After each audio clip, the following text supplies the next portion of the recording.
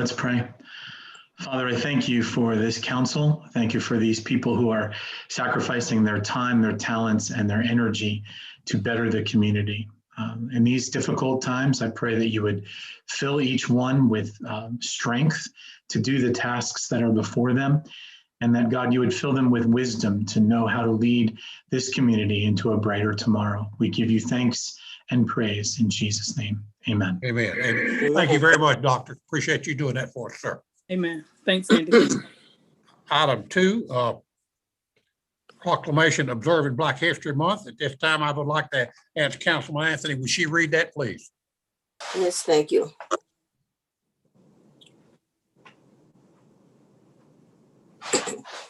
Proclamation observing Black History Month, February 20, 2020.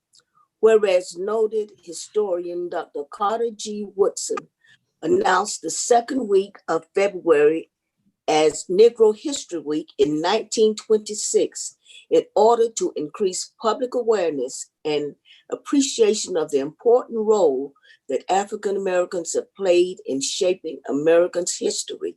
And whereas the United States government officially recognized Negro History Week in 1976 as part of the U.S. bicentennial, expanding it to Black History Month. And whereas America is a melting pot of cultures and ethnicities, all part of the land of the free, Black History Month fosters cultural awareness and understanding, while encouraging education about contributions made by Americans of color. And whereas the omission of much of the history and contributions of African Americans from textbooks and other literature has impeded awareness and appreciation. And whereas the celebration of Black History Month is a positive way of recognizing the culture and history of African Americans as vital to the core beliefs and values of this society. And whereas the contributions of African Americans have been vital to the growth and development of the city of Monroe. Now, therefore, I, Bobby G. Kilgore, by the virtue of the authority vested in me as mayor of the city of Monroe, do hereby proclaim and observe February 2021 as Black History Month, and encourage the local citizenry to participate in activities that foster awareness and appreciation of African Americans' contributions to shaping the history of Monroe, Union County, North Carolina, and America, in witness whereof I have hereunto set my hand and caused the seal of the city of Monroe to be affixed this the 10th day of February 2021. Mayor Kilgore, thank you, Councilman Anthony. Well done. Mayor, if I may add, Yes. I'd like to request and put it in the motion if I have to, that during the month of February, keeping in mind that we are under COVID mandates, that downtown we can have music, African American music, all genres, jazz, blues, gospel, R&B.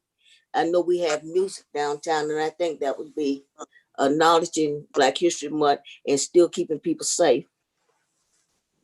Ms. Anthony, we have been doing that this month, and today was kind of a tribute to Mary Wilson of the Supremes, who recently died. Well, thank you. I was unaware. I do appreciate that effort. Okay, thank you. Will it be the entire month? Yes, ma'am. All right, then. Good job. All right, thank you. Thank you very much. Let me know when you play Jimi Hendrix. Attaboy, Brian. I'm partial to Billie Holiday and Phoebe Snow myself. I like Billie Holiday too. But I want to hear the impressions. I'm a Motown guy.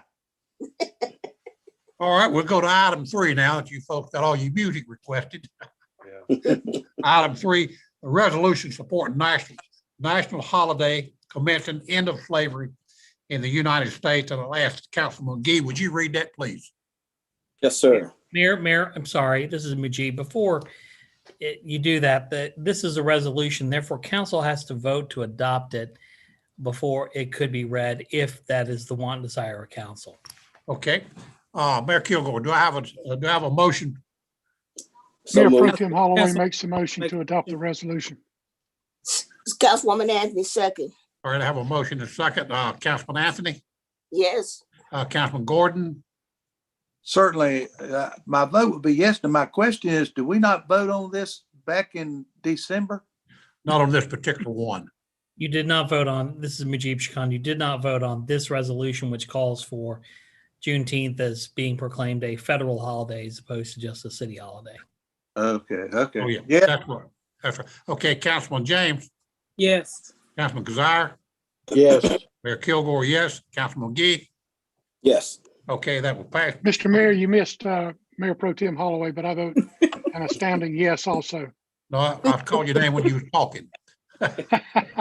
Okay, that does pass. And at this time, Councilman McGee, if you'd read that, I'd appreciate that, sir.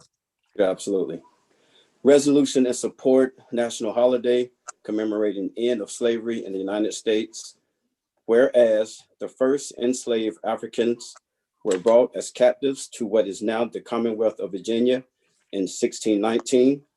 And whereas Black people were bought and sold as slave labor for at least 250 years and suffered unspeakable acts of violence.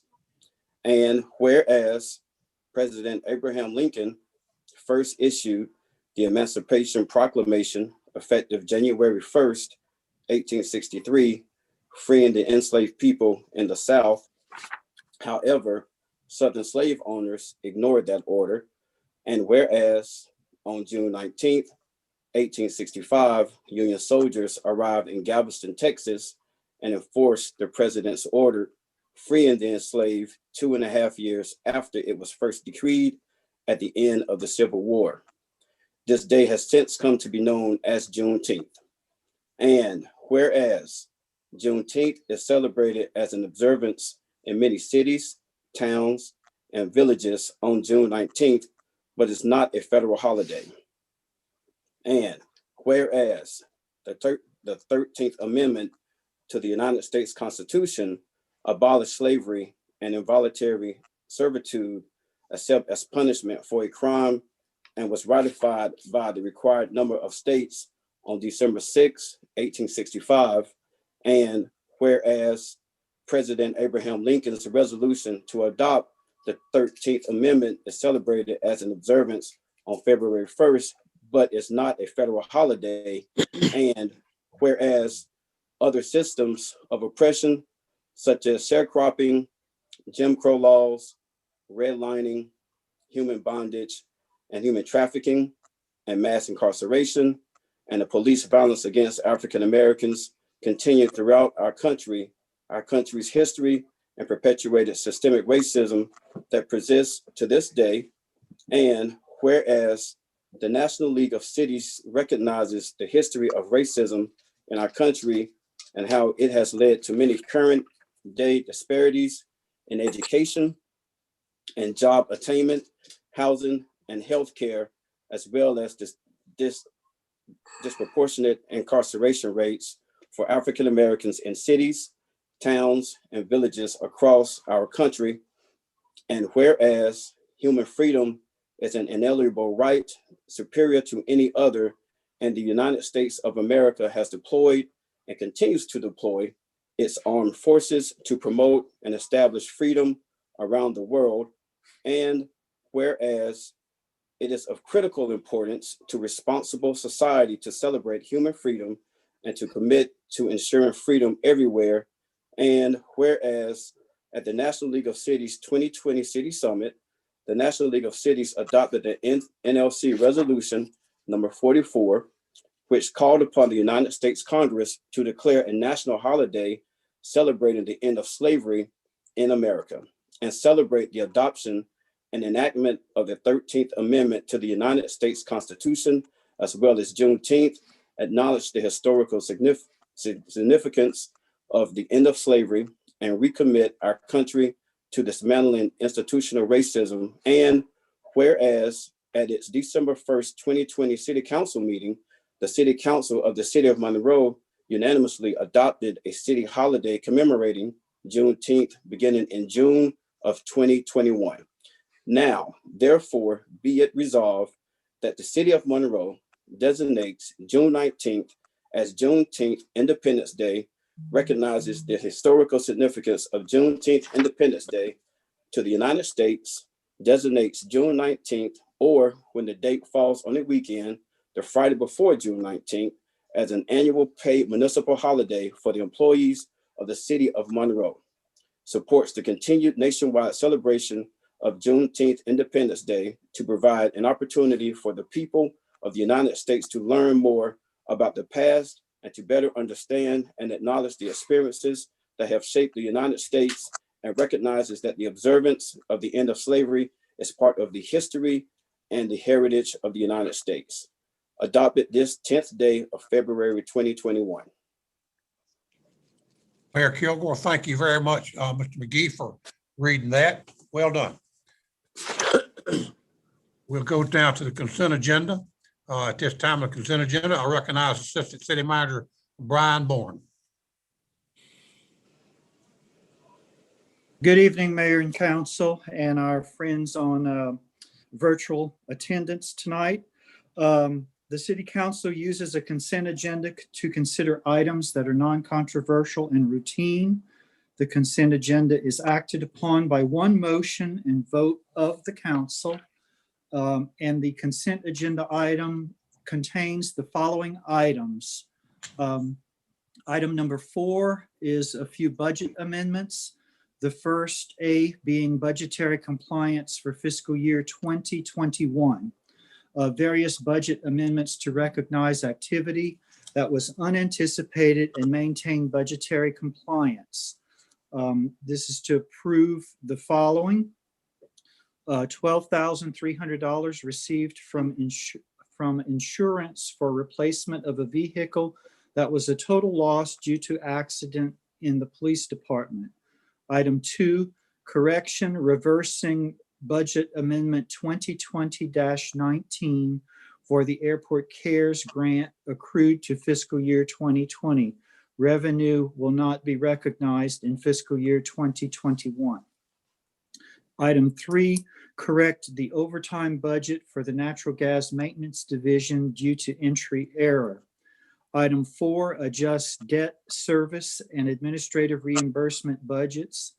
Tourism Fund will reimburse the general fund for their share of the expense.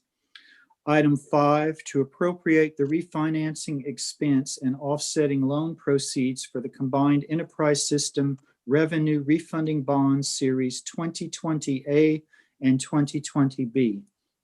And the last, item 6, is to correct the commercial cleaning expense budget in the amount of $13,809. Item B is environmental site assessment for phase 1, phase 2, and boundary survey for 2007 Pinedale Avenue. This is budget amendment 2021-05, and it is to appropriate funds for environmental studies, phase 1 and 2, and a boundary survey for the proposed property donation from Shining Light Baptist Church. Item 5, call for public hearing to be held March 9th, 2021 to consider purchase of property located at 108 North Main Street. This is to consider the property purchase with economic development conditions. Item number 6, Energy Services Department contract labor forces. This is to award a labor contract to Utility Lines Construction, Inc.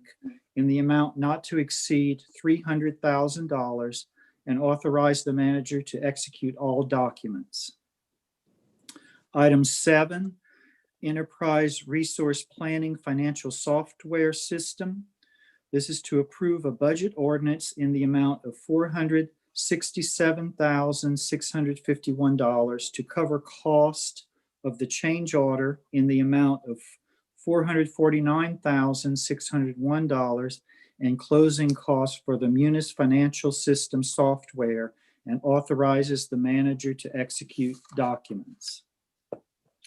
Item 8, we have minutes and reports. Our first item, A, is disbursement of council discretionary funds for fiscal year 2021.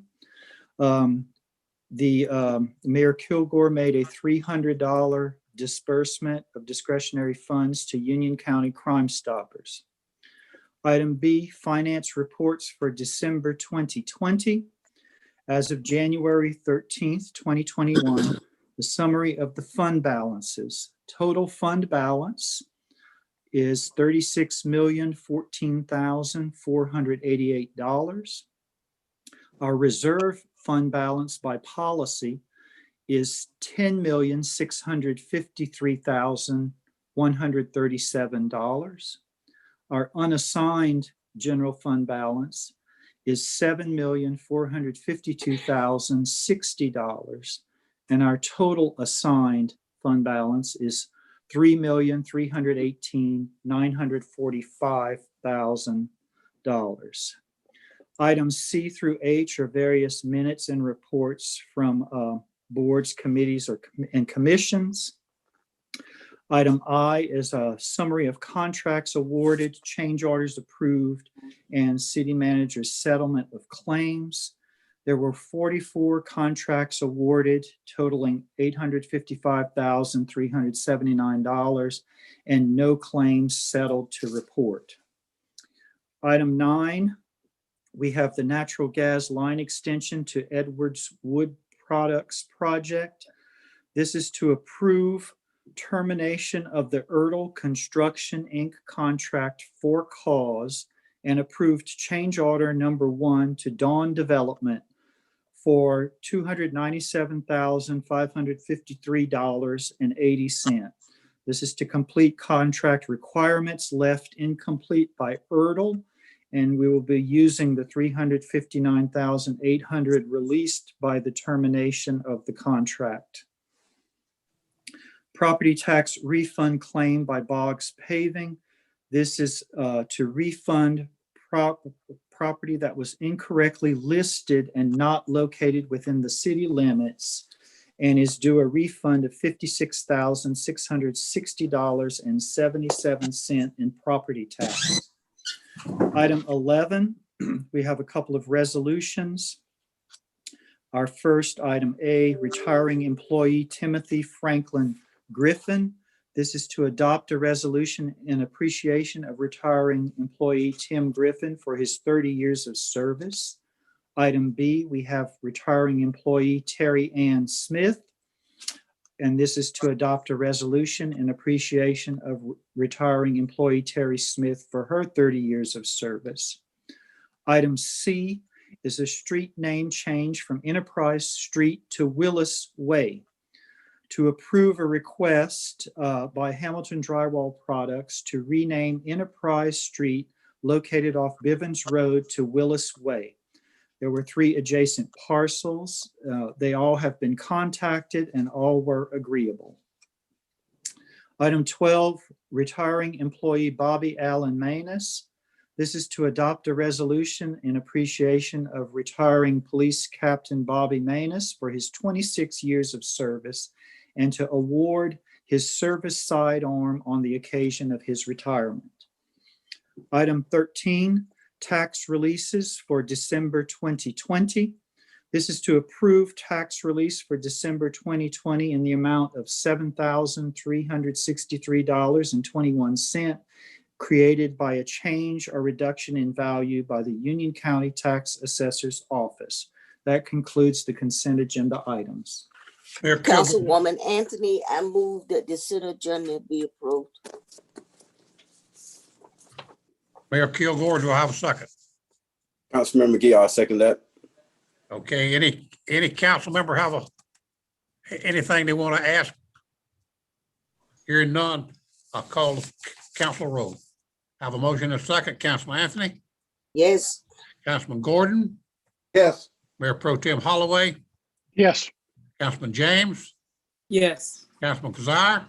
Yes. Mayor Kilgore is yes, and Councilman McGee? Yes. Yes, that'll take us into our regular agenda, item 14.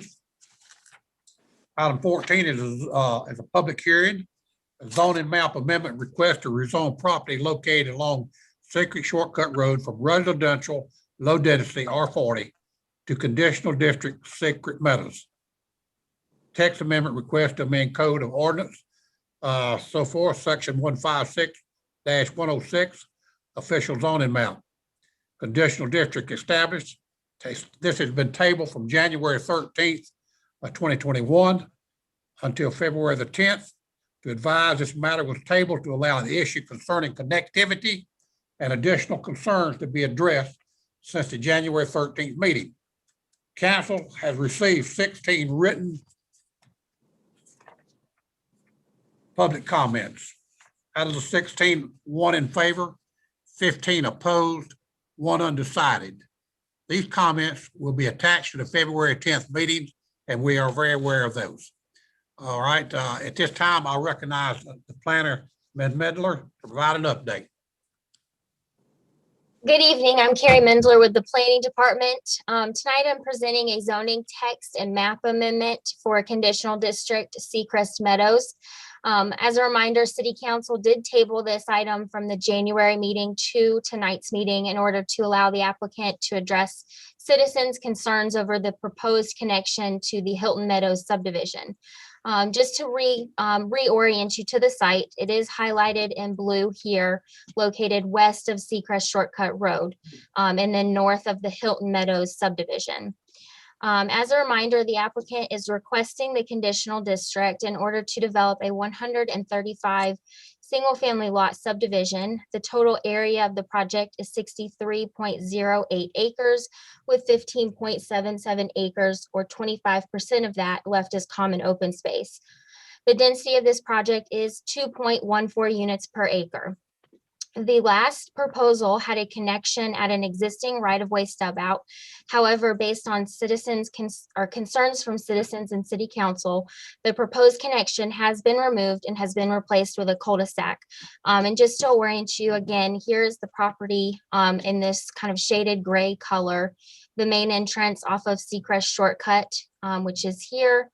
And then the proposed connection on the last submittal was at this location, which has been replaced with a cul-de-sac and will no longer connect to the Hilton Meadows subdivision. Additionally, the applicant also provided a 3-lane section at the entrance of this subdivision, so that basically you'll have 1 lane to enter into the subdivision, and then you'll have a dedicated left turn and a dedicated right turn out of the subdivision to assist in any possible backups that might have happen within the development. And as with the last submittal, there will also be a left turn lane built on Seacrest Shortcut Road, or constructed on Seacrest Shortcut Road, to enter into the development, as well as a right turn lane on Seacrest Shortcut Road, again, to enter into the development.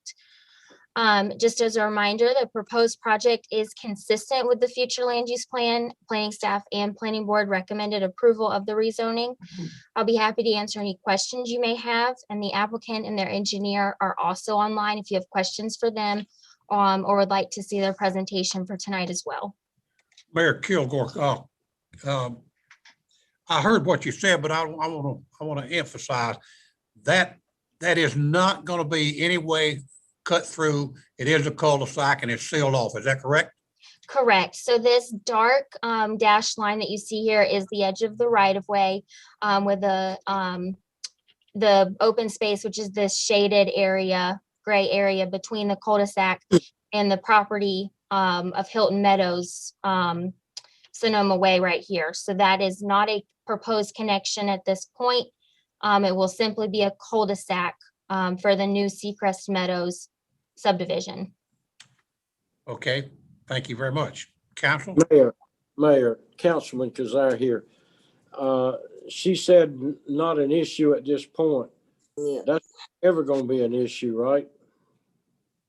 No. Okay. Councilwoman Anthony, I have a question. Secret Shortcut is a state highway, is that correct?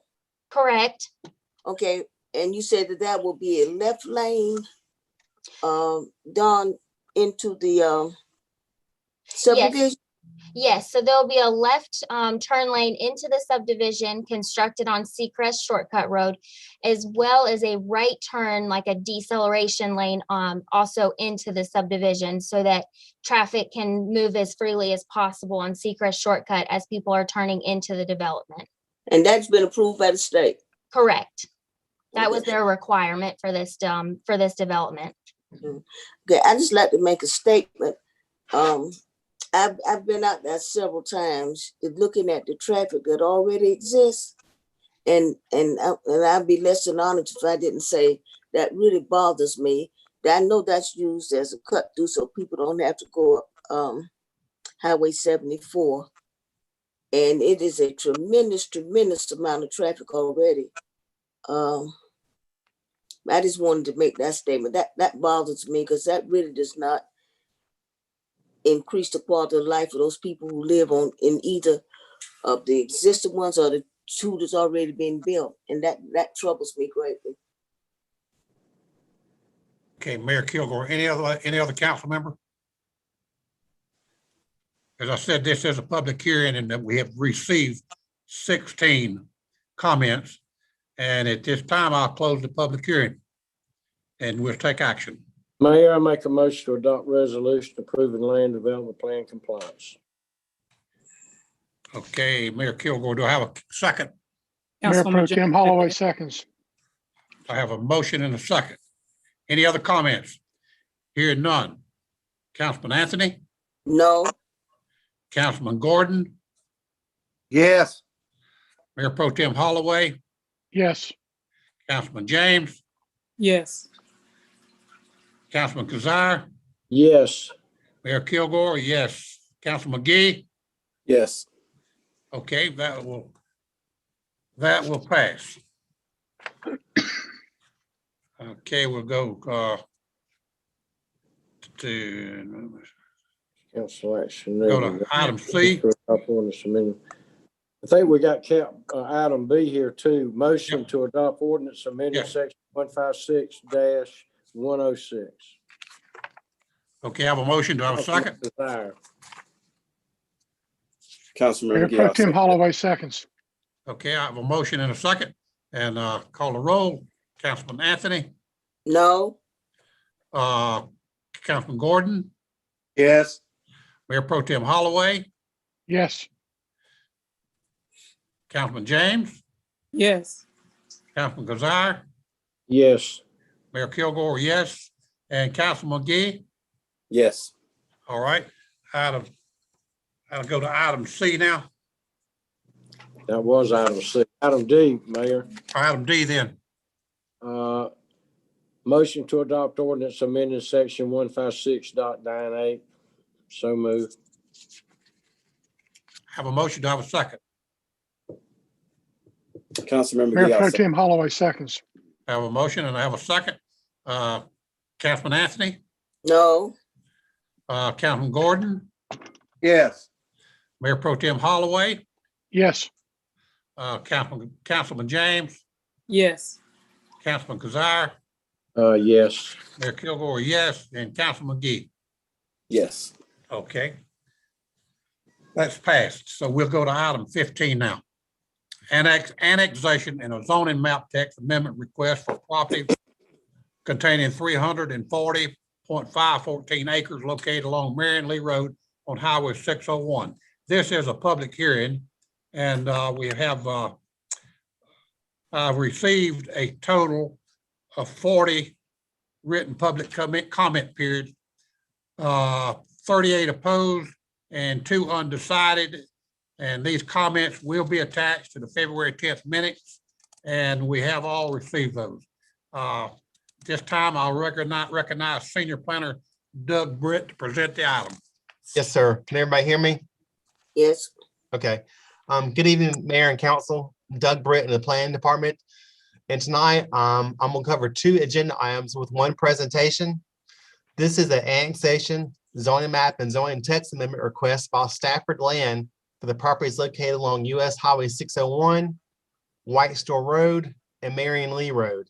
The applicant is requesting an annexation and conditional district rezoning in order to develop an 820 lot residential subdivision that will consist of both single family attached and detached homes, as well as a commercial area that is identified for future development.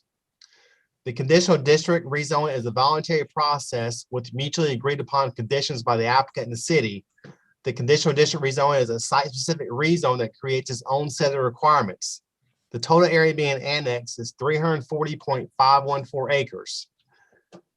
The subject properties are outlined in blue. The orange line you see are the current city limits. And the area to the west of this property is Lake Lee. To the north is the Lake Lee Estates, and also there at the top of the page is the Country Club. To the north also is the Cottage Green subdivision currently under construction. And as well to the east is Highway 601. And here to the south, there's Marion Lee Road. And the one property is south of Marion Lee Road. And of course, the larger parcel is north of Marion Lee Road. The subject property, the larger piece is currently zoned R20, which is residential low density, 20,000 square foot minimum lot size in the ETJ.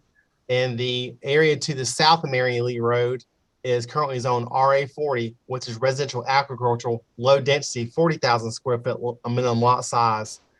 If the property is developed by right at R20, the applicant would be required by ordinance to provide 42 acres of open space and net approximately 570 lots. But with the by right development, there's no requirements for exterior building materials, minimum home square footages, or amenity features. And to go over the zoning, all of the area to the west of the property, Lake Lee and the Bridgewater, Lakestone, and Victoria Lane and Saddlewood, all those properties in that area are all zoned R20 in the city of Monroe.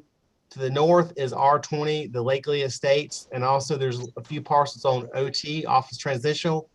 And then the Cottage Green subdivision that's currently under construction is zoned conditional district. To the east, which you have Highway 601 and White Store Road. These properties right here in the blue are zoned RA20 in Union County. And then to the south in the tan color are zoned RA40 in Union County as well.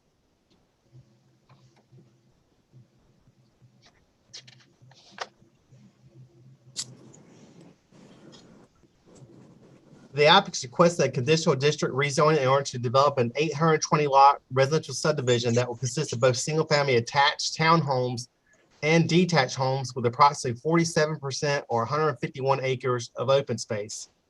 The minimum lot size for the single family attached townhomes will be 2,200 square feet with an average of 2,225 square feet, and they'll be located on 22-foot wide lots. The lot sizes for the single family detached homes will range from approximately 5,300 square feet to approximately 20,000 square feet with an average of about 7,500 square feet.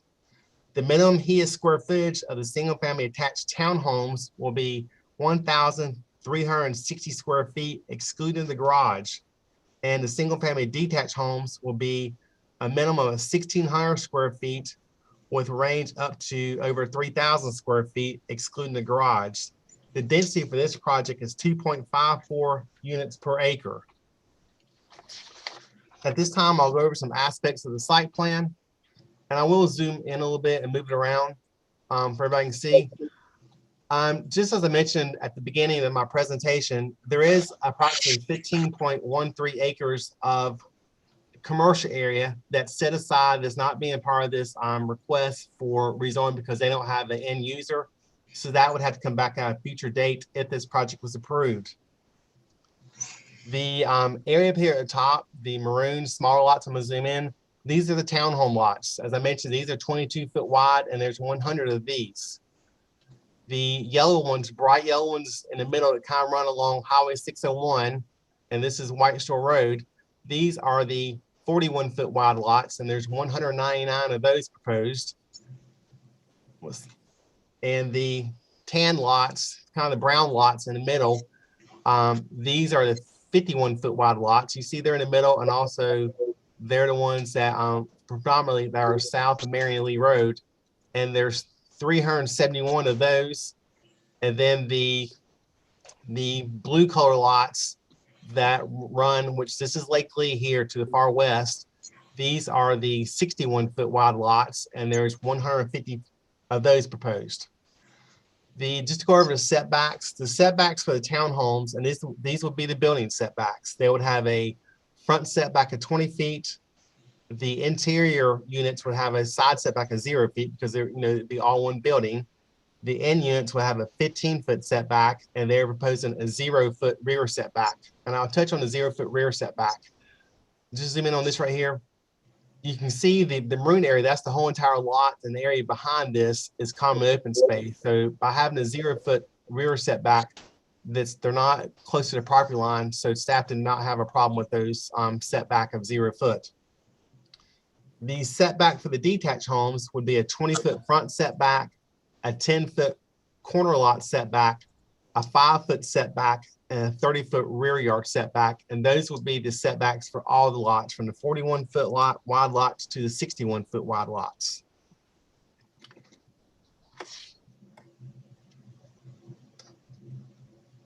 Okay, the next slide here, I just want to touch on the phasing they're proposing for the project. They're proposing this area at this location to be phase 1, the townhomes to be phase 2A, here in the middle to be phase 2B, which is a mix of the 61, 51, and 41-foot wide lots. The area to the south of that would be phase 3. And the area just north of Marion Lee Road would be phase 4A, and the area south of Marion Lee Road would be phase 4B. And that's just an estimate because this is just a preliminary. They'd still have to go through site plan review at a later time if this project was approved. As far as sidewalk proposed for this project, they're proposing 5-foot sidewalk on both sides of all the interior streets. All the interior streets will be maintained by the city of Monroe and will be built to our standards. The sidewalk on the exterior of the project, which would be along Highway 601 here, and then you have a small portion of the northern portion of Whitesville Road, as well as the both sides of Marion Lee Road, and then down this portion, that sidewalk will be 8 feet wide at that location.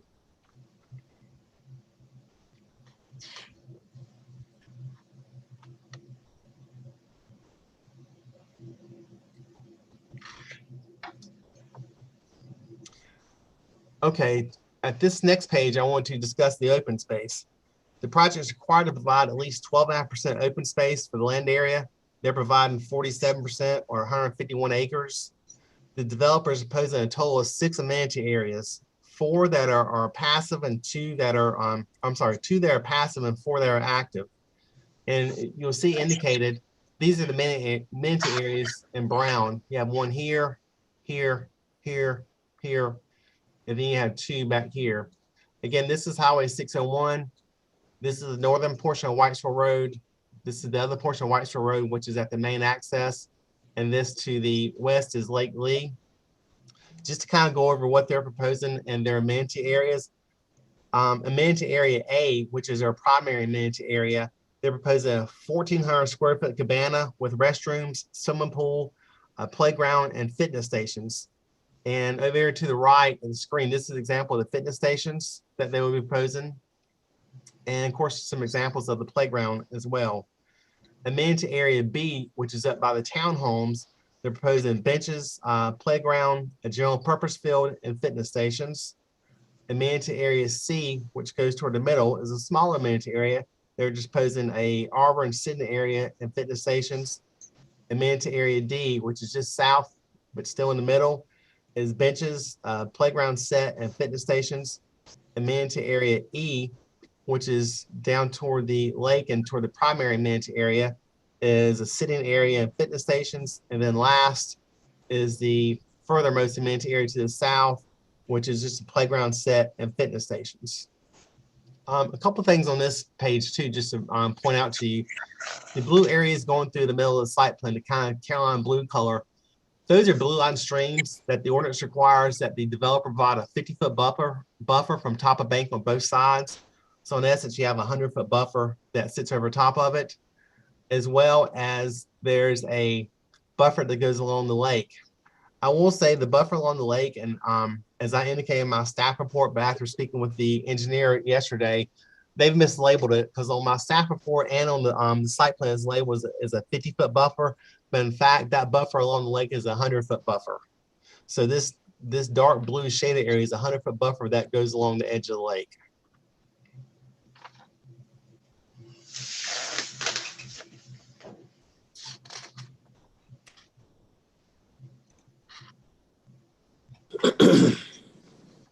As far as landscaping throughout the site, all single-family homes will have solid front yards prior to the issuance of CO.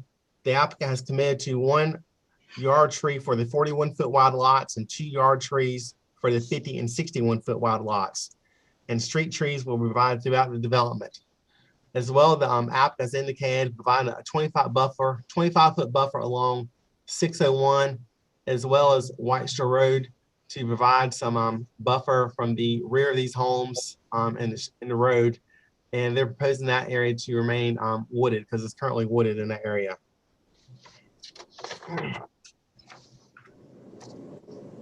Additionally, the project is required in the townhome portion to provide a 50-foot buffer around the townhomes. And they have provided the 50-foot buffer with what they propose here and then just open space. They've met the buffer requirement for that area as well.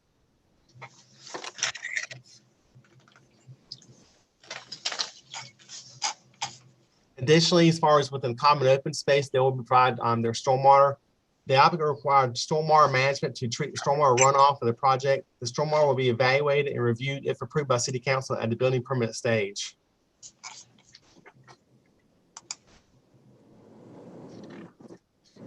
At this time, I'm going to transition to a little bit of the transportation.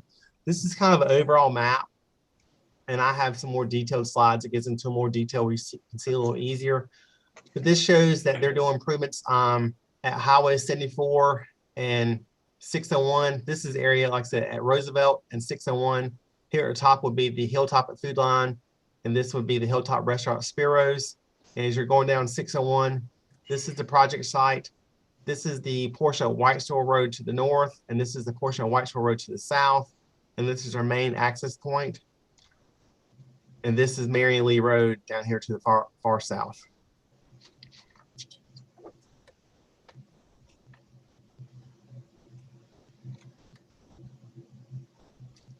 Okay.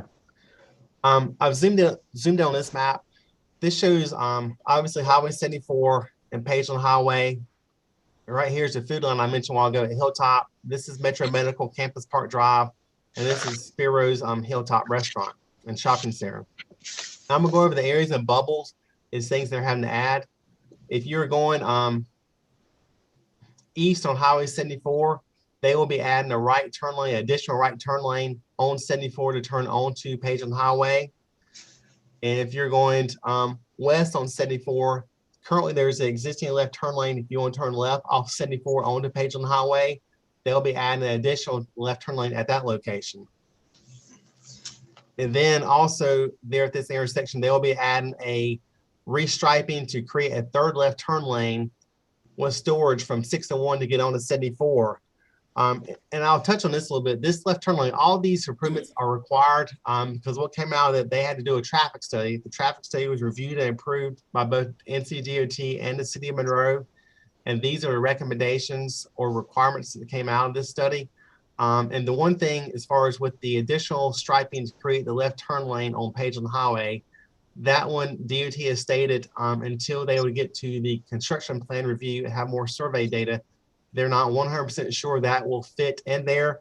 But at this time, it's conceptually per NCDOT, this appears to be feasible as a restriping of the existing pavement to fit this additional third left turn lane at this location.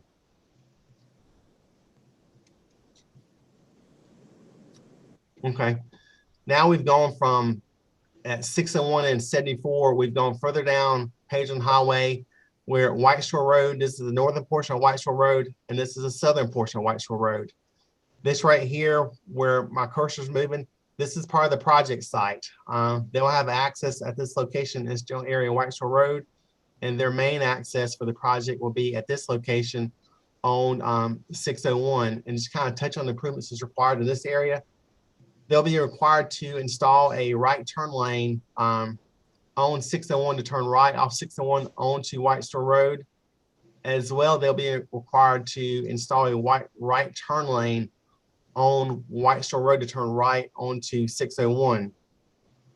Additionally, on the southern portion of White Store Road, they'll be required to install a right turn lane to turn right off White Store Road to head north on 601. Also, they'll have a lane that'll go straight across into the project. And also they'll have a left turn lane that will turn left off White Store Road onto 601 headed further south toward Pageland. On 601 itself, they have a middle lane cross section. They have 2 lanes that go north, 2 lanes that go south, and they have a middle lane, but they'll be restriping a dedicated lane that will turn left if you're going south on 601 to turn left onto White Store Road. And also they'll have a dedicated left turn lane if you're going north on 601 to turn left into the project. Additionally, you'll see here a stoplight. Based on the traffic study, there was warrants met that there will be a traffic light installed throughout this project. And actually in the project, leaving the project, they will be required to install 2 left turn lanes, leaving the project, turn left on the 601, as well as a straight lane and a right lane. The straight lane will, of course, go straight across to White Store Road, and the right lane will turn right on the 601 going further south.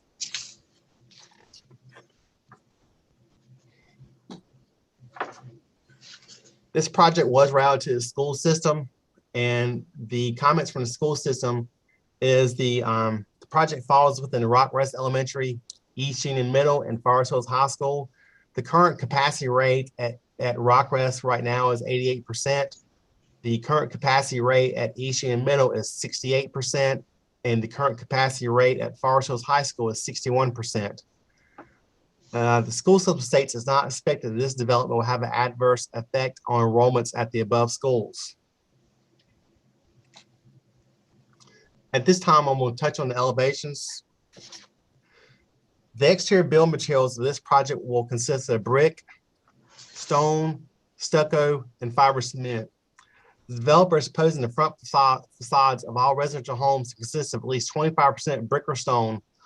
Vinyl will only be used for eaves, soffits, trim, and windows.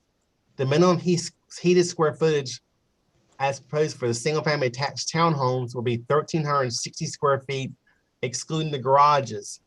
And the minimum square footage for the single-family detached homes will be 1,600 square feet with a range up to 3,000 square feet, excluding the garages. The homes constructed on slab foundations will be provided with a brick or stone water table that extend at least 18 inches above the finished floor on the front and side facades. Developers encourage side-load garages for this project where they are appropriate, but this time they have not committed to a specific number. All garages will, with the exception of side-load garages, will be furnished with carriage-style hardware and/or windows along the top, with the exception of side-load garages. The picture I have here, the items on the right is things they're committed to, and I'll start from the bottom. The bottom talks about the foundation, how they're required to have at least 18 inches above the finished floor. These bottom 2 with either brick or stone on the front and the sides. The middle picture here talks about how they're required to finish the garages. Either they're required to have the carriage style hardware or the windows at the top, or they can break that with 2 separate garages.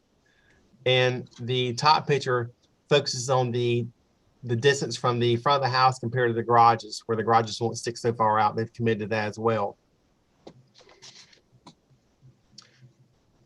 At this time, I'll go through the elevations just as examples of what they provided.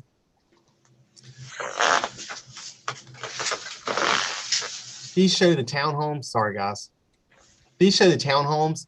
And the thing I'll point out about the townhomes they've committed for the interior units of the townhomes to be furnished with 1-car garages, and the exterior units of the townhomes to be provided with 2-car garages. So if you have a townhome building, the ones in the middle will have a 1-car garage, and all the end units will have 2-car garages. These are examples of the 41-foot wide lots. All the detached homes will be provided with 2-car garages, and the driveways for both the detached homes and the townhomes will be large enough to accommodate 2 vehicles. Again, this kind of shows a representation. All the homes, both the townhomes and single-family homes, we required to have at least 25% brick or stone on the front. These are the 41-foot wide lots. These would be examples of the 51 and the 61-foot wide lots, ranch-style homes, single-story homes.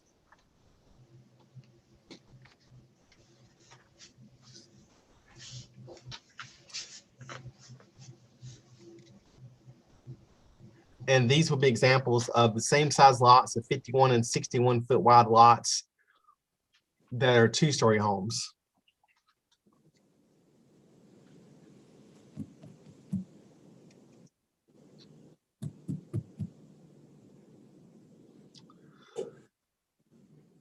The land development plan indicates this area is in the suburban land use category. While residential uses typically take the form of neighborhoods with uniform housing styles and densities, a mix of housing styles and types is preferred in the suburban locations. Single-family attached and detached is suitable in the suburban land use category. Commercial development mostly serves needs of the nearby residents and often locates along corridors with higher traffic volumes and near prominent intersections. Only I mentioned that because there is a commercial component to this project. It's not just for your approval tonight. The density for the suburban is arranged from 2 to 4 units per acre. Plan staff is of the opinion the development pattern for single-family residential at this location is consistent with the land development plan at a density of 2.54 units for this project.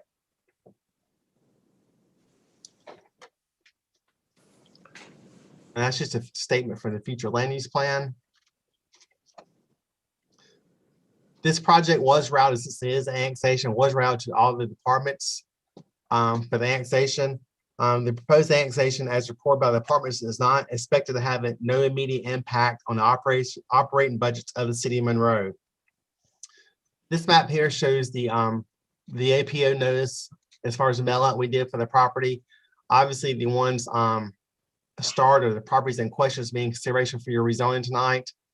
The red line represents the buffer, the 150-foot buffer that's required by the city of Monroe ordinance, and the blue highlighted parcels identifies the parcels that we notified, and we notified 130 parcels for this project, as well as the developer held a neighborhood meeting on Thursday, September 3rd to discuss the project, and there were approximately 15 to 20 people in attendance at that meeting.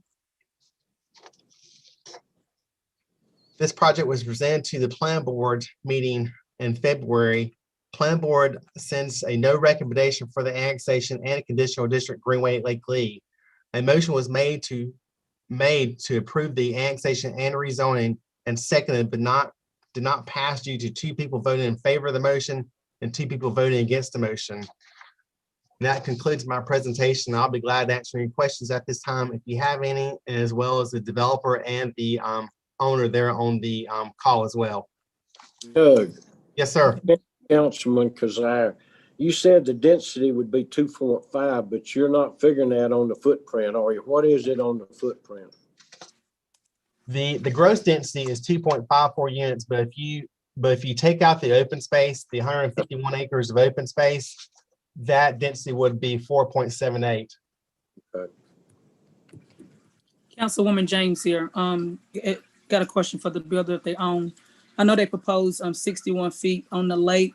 Are they opposed to doing 80 feet wide lots on the lake? This is Brandon Pridemore with Arjo Harris, the development consulting engineer. If I can answer that for the mayor and the council. Ms. James, based on the comments and feedback we've gotten back from staff, the concessions that the developer has made after a lot of thought over the last probably 48 hours on this project is that they are committing to building or make all the lots that are directly adjacent to the lake 80 footers from the uppermost cul-de-sac all the way down to the lowest one. And then I think one of the other concerns we heard was maybe something related to the 41-foot wide lots. And Right. if it'll be supported by city council, they are willing to commit to remove the 41s and convert those all to 51-foot wide lots. Significant impact to the modeling of the project, but they feel like they want to work with the city and be a good neighbor, being a property owner. They've owned the property for nearly 16 years, And, they're looking for help for the city to help move this forward, but also make sure it works for them as well. Co-Councilwoman James again. So we moved the 41 lots to the 51. So what would the new numbers be if we propose, if those new changes come about with the 61 to 80 and then the 41 to 51? These will be approximate numbers, but we would be, obviously eliminating the 199 41-foot wide lots, and we would end up losing about 40 units along that path, and we would lose about 10 units along the lake there, give or take. So we're losing a density of about 50. So our net total units would be from 820 to around 770. Okay. Doug, Yes, sir.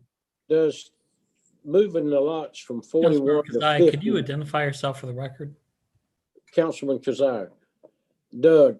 Yes, sir. Moving the lots from 41 to 51, will that give more distance between the houses or more square footage, or how's that going to play out? Possibly more distance between the houses because let me go back for a second. I moved back to this slide because y'all could see when they were talking about the losing lots, and so y'all could see that. Let me go back to the elevations.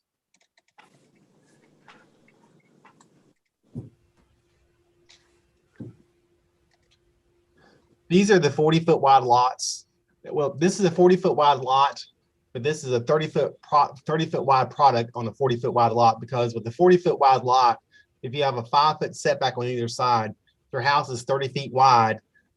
And typically what our experience is, and council has approved other 40-foot wide lots in the city, and typically with those 40-foot wide lots, they typically build from side setback to side setback, because if you have a 30-foot wide product, your garage, a standard 2-car garage, is 20 feet by 20 feet. So with this house right here, just this one in the middle, that garage is basically 20 feet wide.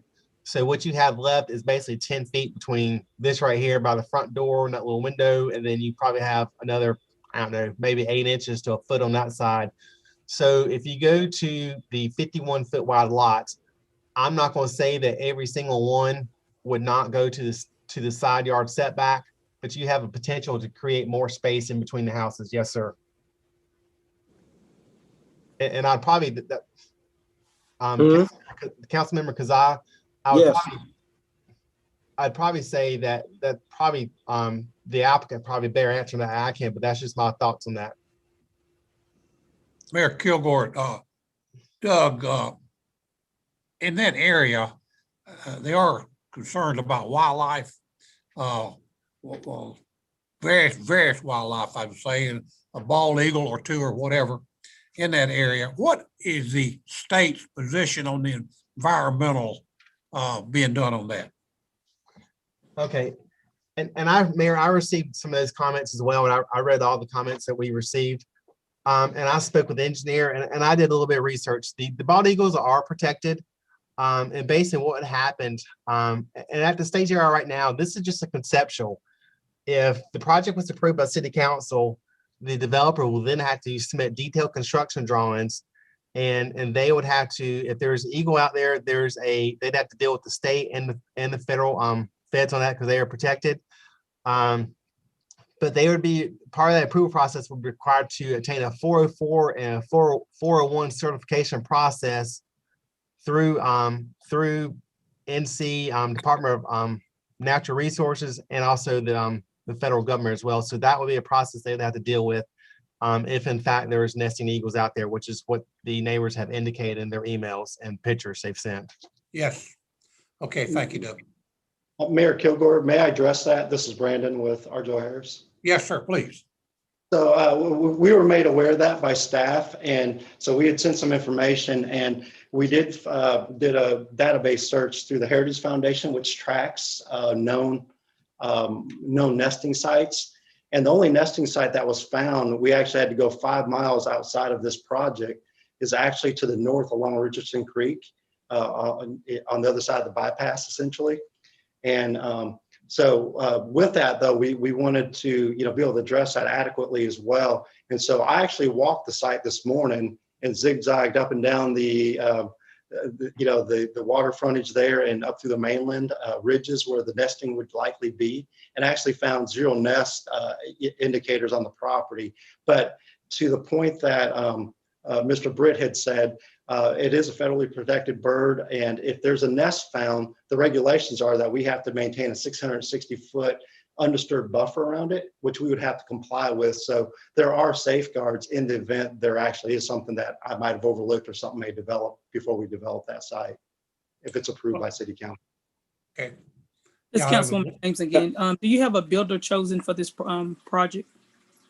We do not, Ms. James. It's the biggest part is this is a big project. We acknowledge that. It's my understanding it may be the biggest one the city has seen come across. But what we're asking for is don't punish the property owner for owning such a large piece of land. There's a lot of interest in this, but we don't want to get too far ahead of our skis and assume that City Council is going to approve this. We need to get approval first, and then they'll go into further negotiations with builders. So we don't know if it's going to be one or if it's going to be three out here. Okay. So I guess also Councilwoman James again. So I guess it goes around with the price of the townhomes and then the individual other homes as well. So I guess we won't have a feel on that either. Well, based on a comparative analysis, staff did ask us to look into that. And, for council's benefit, what we looked at is we thought townhomes would probably start in the 232, somewhere in the 230 range, and work up from there. And we think that the average weighted out range for this conservatively is probably around 270, 280. But, with the way things are going, it may be considerably higher and create a good tax base for the city. All right, Councilwoman James again. So because the houses on the lakefront will be more than that. Yes, ma'am. Those we're expecting to be in the mid threes or much higher. Okay. Especially if we're going to go to 80-foot lots like we've offered here as a condition to the plan that we've submitted. Those are going to be definitely the premium lots and places people want to live if they want to look for a nice, nice view and a higher end product. Councilman Kazai, how about your trees that you're going to be planting? What caliber will they be coming out of the ground? That is, Doug, I don't recall exactly what it is, but I mean, if the caliper trees, generally speaking, they're usually going to be 1.5 to 2.5. But I mean, we can commit to planting a minimum 3-inch caliper tree just to make sure you got some maturity. And the smaller calipers that we propose in the front yard, maybe 1.5, 2-inch, Mr. Kazai, just because they're decorative trees and they don't tend to be as big coming out of the nursery. Will you also be sodding the yards? Yes, sir. The requirement is the front yard has to be sodded. Okay. This is Doug. The minimum tree size they'd have to plant would be at least 1.5 inch caliper at time of planting. That's the minimum that we always do. Councilman McGee, Doug, you mentioned that you did read the comments or you saw the emails. What was the common concerns that the neighbors had for the project? I know we received a ton of emails. I'm just trying to see if there was a comment. The common concern, and it was well stated. And it was the wildlife. That was the, if I had to sum it up in a couple words, it was the wildlife. I'll say the wildlife, and they were concerned about the small lot size. That was the two things. If I had to sum those two things up, that was probably the two glaring things that I would say, Councilmember McGee. And we are addressing those concerns at this point, to your knowledge.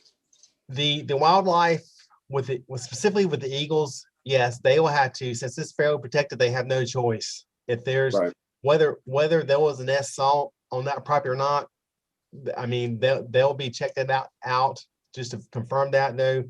And the lot size, that's kind of what they've conceded to as far as to eliminate all the 41-foot wide lots and requiring all the lots along the lakefront to be 81-foot wide lots. Mm-hmm. Okay, thank you, sir. Councilwoman Anthony, it appears that having read the 38 against, most of those issues seem to be addressed now. Councilmember McGee, I agree. Mayor Kilgore, any other questions for Mr. Brent or the engineer? Yeah, I've got one more, Councilman Kazire. On your 51-foot lots, the only thing that gives me sort of heartburn, they're only going to have 10 feet back to the end of the garage. What are you really going to be able to have a kitchen and a den down there? That's the only thing I can't seem to grasp by just looking at the picture. So Mr. Kasaya, if you look, I mean, I live in a 40-foot product myself, but I can tell you I have a Identify yourself. It's a requirement of state law. Brandon Pridemore, Arjo Harris, the consulting engineer. And just for the record, I'm not a licensed engineer, but I just say that because my firm is the representing firm. So I want to clarify that for the record for those listening. No, you're fine. I was just, I know you can take and build something nice and small, but it just looks real tight. And I didn't know what you would have downstairs other than possibly a den or a kitchen.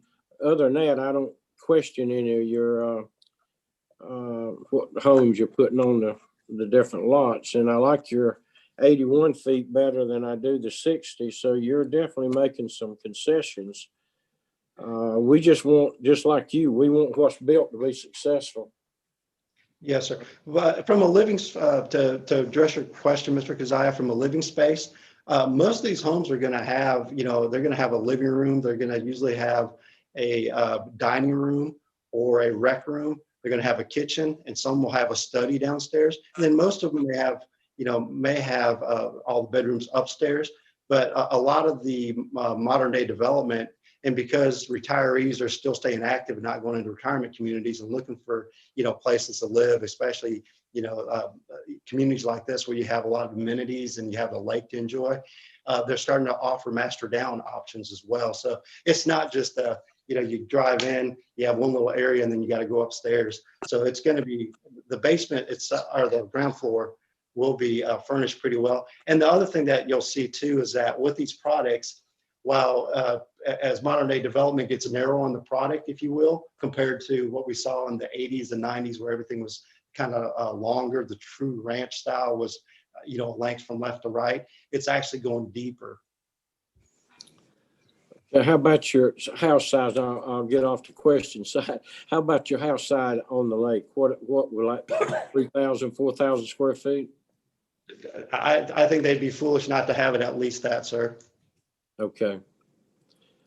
Okay, you answered. Thanks. Thank you. Mm-hmm. Mayor Kilgore, any other questions for Mr. Brent or the engineer? Mayor Freddie Gordon here, council member. I'm not sure what I have as a question. I may more term it a comment. Are you ready for those yet? Yes, sir. Okay. First of all, I'd like Mayor, perhaps before you start entertaining comments, I would probably suggest that you go ahead and close the public hearing. And then if you wish to have any council comments, that's fine as well. Well, that was the comments I was speaking of. But yes, okay, I will do that. If the council has nothing else, I'll close the public hearing. And at this time, and as I said earlier, Wait a minute, Bobby.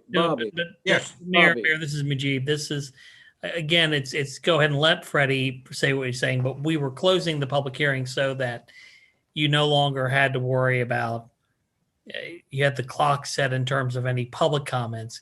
Council comments are always permitted, not really part of the public hearing. Yes, okay. So I believe Councilmember Gordon had a comment. Well, I was going to take that after I close the public hearing per your instruction. Is that correct? Yep, and you closed it, so you're good to go with Mr. Gordon. Well, I didn't get through closing. I said I didn't think I got through. I hadn't got through talking anyway. But I was going to say it is a public hearing. We'll close the public hearing, but I want to infer again that we did receive the 40 comments and will be to our February 10th meeting. So it is closed at this time. Okay, now we'll take comments off Councilman Freddie Gordon. Mayor Freddie Gordon, councilman, let me say that one, applaud and appreciate our staff and the efforts they've made with this developer on trying to come up with the best possible plan that they can. I'd like to also compliment Mr. Pridemore and his concessions to them, which really is to us and to the city and other citizens as well. And I am a pro-growth individual, and because I think when any entity doesn't grow, it atrophies and it ultimately ends up dying.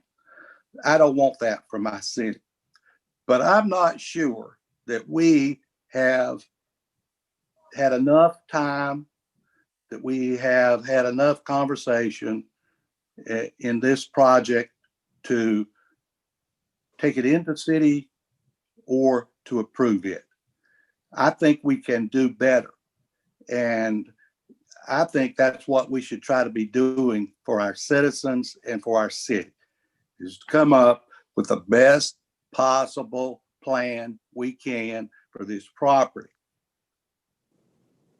I think personally we should table this tonight and not take a vote. Councilmember McGee here. Councilmember McGee here. I respect your opinion, Councilman Gordon, but I feel like we have vetted this. I feel like there's been a ton of questions asked. I felt like the engineer or their representative has represented very well and entertained all of our questions. I feel like Doug has done a really good job presenting it. We did receive a ton of emails, and I understand that they were more concerned about the wildlife and the size of the lots, and I felt like we have addressed those. So, I just don't feel like we need to keep kicking it around if we have already had these discussions and we've kind of addressed all of the issues. It would be my recommendation that we move forward and approve this. Just like you said to me, I am definitely for growth, and I want to make sure that we have the proper growth. No growth is perfect. However, I felt like we've done a great job of listening to the issues, trying to address the issues from every angle. And I feel like we need to go ahead and move forward and make a decision and approve this project. That's just my opinion. Mm-hmm. Councilwoman Anthony, I'm in favor of either approving it or denying it tonight. I actually went out and drove down and looked at the property, and I know that it's going to be improvement to Highway 601. It's badly needed improvement. It's going to happen, and there's not very many developments down there, so I think it would be a perfect place for one. I know that the highway can accommodate the traffic, which is always a big concern of mine. I appreciate the fact that there was a traffic study done. I appreciate the fact that the developers keeping in mind to respect the bald eagle, and I like the amenities that's going to be in the property. I'm pro-growth, but I believe in planned growth. I think the city can accommodate the annexation, and I'm in favor of making the decision tonight. Mayor Pro Tem Holloway, I'd like to make a comment if I could. Yes. I feel like any sizable development, especially this one, needs to have a unanimous vote from the planning board. Planning board was split 2-2, and I understand from the third person that left because of health concerns, it would have lost 3-2. So I really have reservations about looking at approving this. I will say this: concessions have been made, but they were very small, and they came in at the 11th hour. This didn't happen, I think, until yesterday or day before yesterday to increase the size of the lots. So they have made some concessions. I give them credit for that. But I think they can also go back, redraw this with additional concessions to make this a development that everybody can be proud of 20, 30, 50 years down the road. That's just my thought. Thank you. Okay, Mayor Kilgore, any other comments? I only have one. Freddie Gordon, council member. I think we can do better. Mr. Gordon, Councilman Kazire, you making a motion that we table this for 60 days to look into it. I came in here very negative and they have answered a lot of my questions, but I'm like you, this is the biggest development we would have ever looked at. And I think we need to look at it real hard. So if you were making a motion to that effect, I'll second it. If the mayor would entertain one, Freddie Gordon, council member, if the mayor would entertain one, I would make that motion. Mayor Kilgore, I'll entertain a motion at this time. I'll second it. Councilman Kazire. What is your motion? Well, my motion, council member Freddie Gordon again, I think we can do better. And I think we need more time. It's too much land, too many lots, too much growth without trying to come up with the best possible plan we can.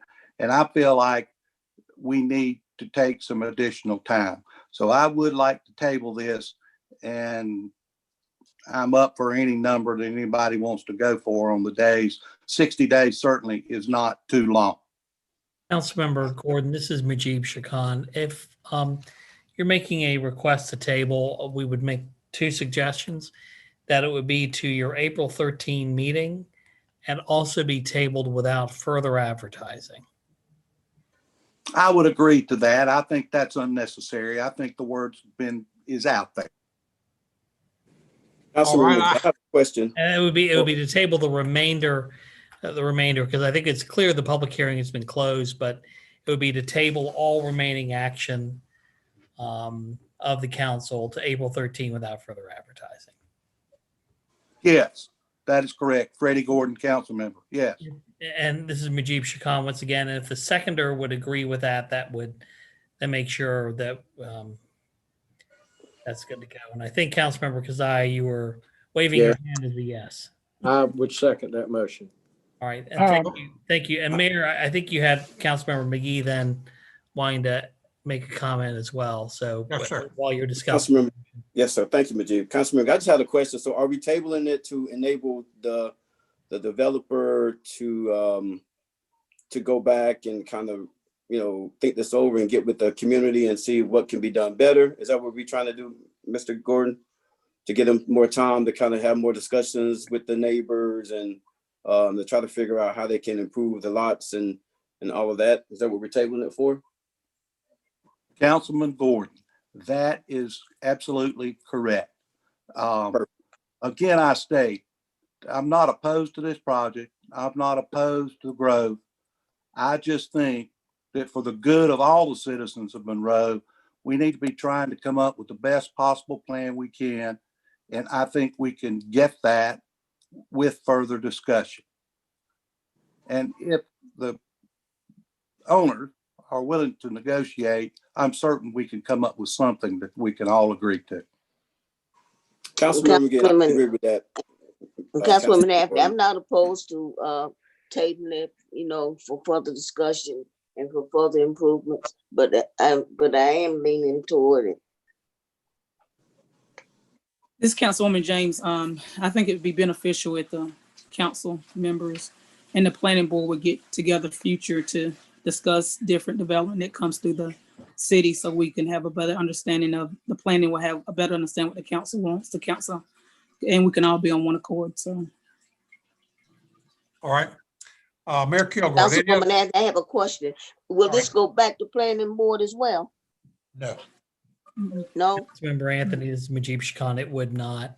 This Okay. is now solely within council's purview at this point. Okay. And I would also point out, for the purpose of anyone watching this, the council has made clear there will be no further advertising. There will be no further public hearing. The public hearing comments will be closed as of 6 p.m. tomorrow. And of course, we will make sure those are provided to council so that it can act on that in April. Of course, the clerk's office will make sure that you have those as soon as those come in. as you've been receiving all 40 the entire time. I think there's been some question from some in the community as to whether or not you're getting them. And I think I can speak for I can speak for the staff that we see that you have received those almost as soon as they've come in. Absolutely. Mayor Kilgore, may we address council or the client?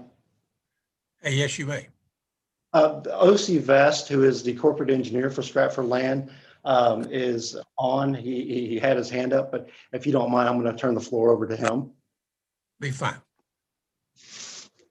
We'll recognize you at this time, sir. Thank you, Mr. Mayor. Councilwoman Naffi, point of order. We have an open motion on the floor that's been second. I think we have to carry that through before we can, if I'm correct. Councilmember Anthony, this is Mujib Shirkan. From a parliamentary standpoint, you can continue to have discussion on the motion and discussion on the item until at such point as there's a need or want to call a question. But I think that maybe given some of the concerns council has, it may not hurt to hear from the representative. But if you wish to call the question, it can move forward. It doesn't automatically stop any further discussion. Okay, Councilwoman Adams, that wasn't attempting to stop the further discussion. I just wanted to call the question. Either way. What is your preference? Mayor Kilgore, what is your preference? I think we ought to hear from the gentleman. Well, that's what I recognize. Okay. At this time, I will recognize the gentleman. Was that the owner? Was that what I was told? It's OC Vest. Go ahead, sir. Yes, sir. Mr. Mayor, this Yes. is OC Vest, members of the City Council, City of Monroe. Thank you for the opportunity to speak here tonight. Very much appreciate your comments here tonight, and we especially appreciate the hard work of your city staff that has helped us with this project. Doug Britt, Lisa Steinwater, and of course, Russell Colbath on the engineering side. The entire staff has been very helpful to us. We've been at this for about 2 years now, and we have been through this project from stem to stern many, many times with staff. And so we felt like we had a really good proposal for the city. We're disappointed that we get these kind of comments here at the 11th hour. We only learned about the lot size issue yesterday and did our best to respond to that as quickly as we could. It's a very delicate balance when you're developing a community between the number of lots and the amount of amenity that you can provide to support that. So dramatic changes to the development program without reducing the amount of amenity is very difficult to do. But we made the conscious decision overnight to do that, and it sounds like that was well received. What I guess we're concerned about is the comments about that maybe we should start over and do a better plan. Again, we've been at this for a long time, almost 2 years, have spent several hundreds of thousands of dollars complying with all the city requirements for the city zoning. We believe we've put together a really good plan the city would be happy and be proud of. So if there's guidance that you can give us as far as how the plan could be better, we certainly would love to hear that.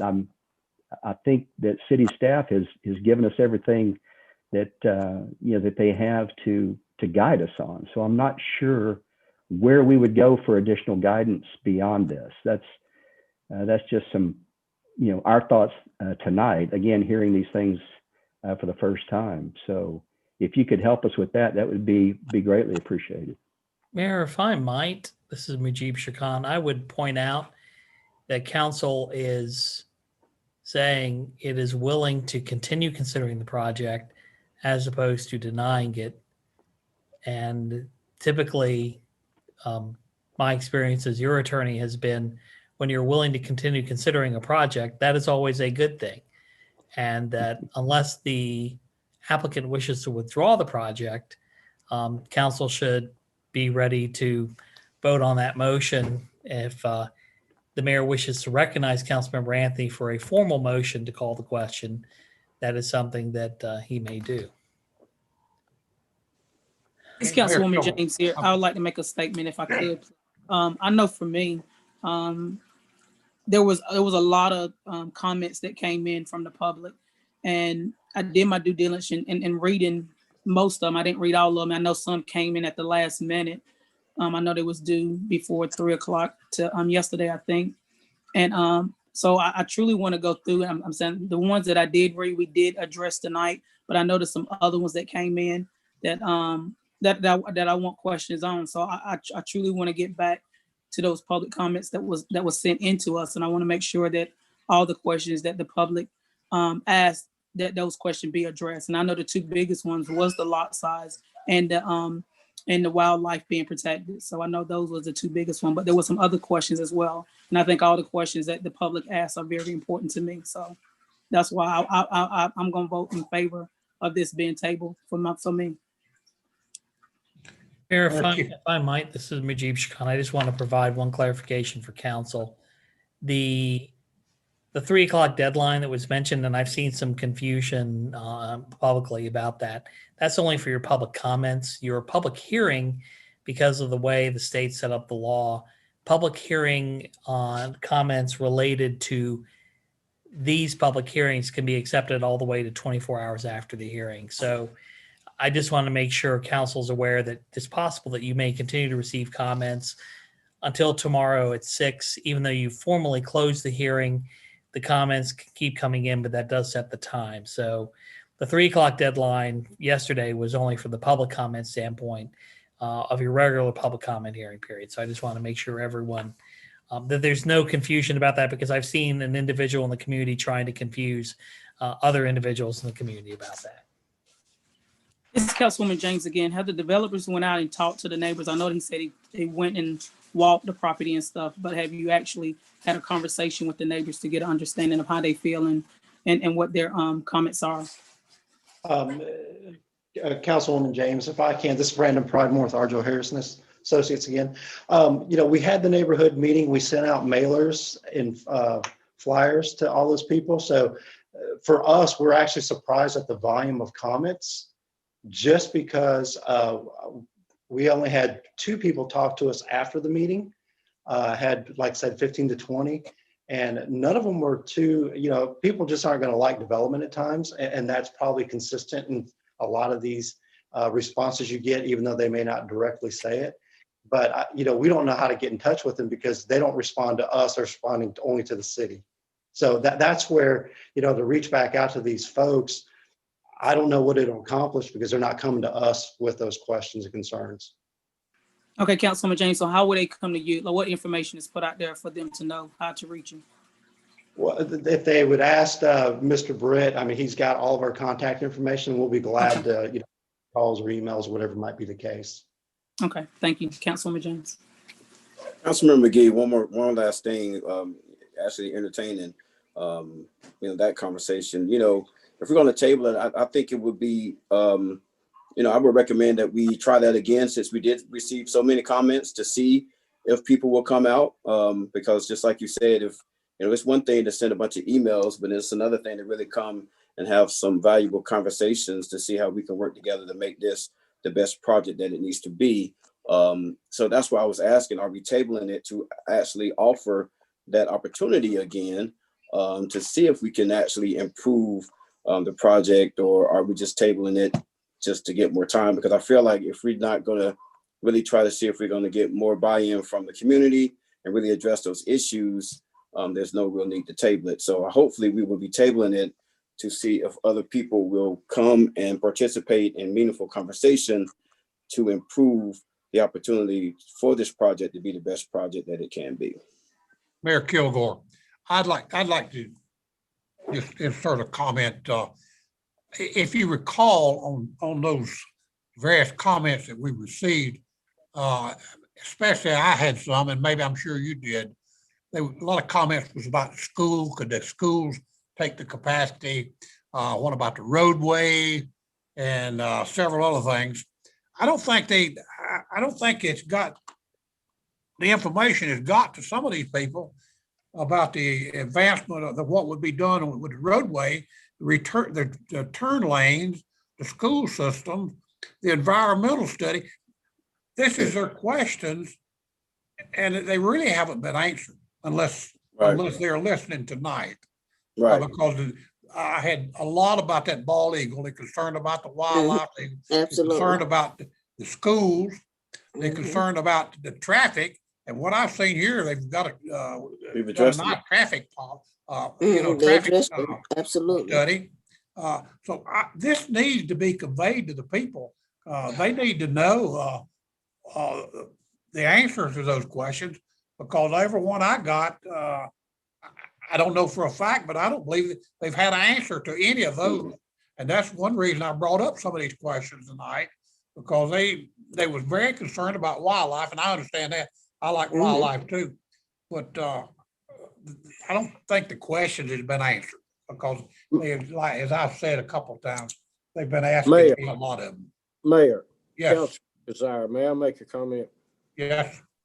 We're looking at the biggest project that's probably been done in Union County. So to be prudent as city council members, I think we need to work with staff and communicate with the developer in the next 4, 5, 6 weeks to tweak, to make sure that if this project is done, that 15 years from now, we won't regret approving it. So that's the main thing. It's just got a lot of good points, but there's some, like Councilman Gordon said, that may even make it a better project if we decide to approve it. Is that right, Councilman Gordon? Yes, Councilman Gordon here. You're exactly right, Councilman Kazire. And let me also state this. The comments that I got, and I did, and I'm not slamming anybody else. I read every comment I got, all 40 or 50, or I heard them all, read them all. Now, there are other concerns that I think that they have addressed. Now, the gentleman that came on after Mr. Pridemore, I did not catch your name, and I apologize. Could I ask that one more time? Yes, sir. My name is O.C. Vest, and representing Stratford Land for this project, the Greenway at Lake Lee.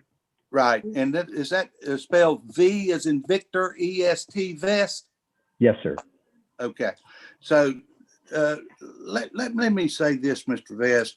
Nobody is denying that you haven't spent time and effort and trouble and money on this project. All we're saying is it can be better if you're willing to negotiate. And that is where we are. I am elected by the citizens of Monroe. I don't work for Stratford. I don't work for anybody else that's concerned with this project. I'm not going to make a nickel off of it. Now, what I am saying is that the concerns I hear from the citizenry is buffers, setbacks, number of lots, size of lots, et cetera, et cetera. Nobody, you've done a great job on the transportation. You've talked to the schools, it's all available. That's fine, numbers. But those are the things that I've heard about. And I think that you're going to need to go back with our staff and have these discussions. Setbacks or buffers, number of lots, size of lots, etc. There was a lot of angst about, this, and that's where it needs to be addressed. Councilwoman Anthony, I attempted to call the question, and the sooner we do that, the sooner we can begin working toward making it a better project. I agree. Mayor, what I would then suggest, this is Majib Shakan, that if you would recognize Councilmember Anthony, she could make a motion to call the question. As a group. In fact, I think we have to. Councilman Gordon, I thought we had a motion. But it was left on the floor. But you have a motion on the floor. Calling the question, it's either if the council wishes to go ahead and do it, it can, or sometimes it requires a more formal thing. But I think now you've had plain discussion, unless there are additional points, Mayor, it would be up to you and the council if it is time to go ahead and vote on the motion to table.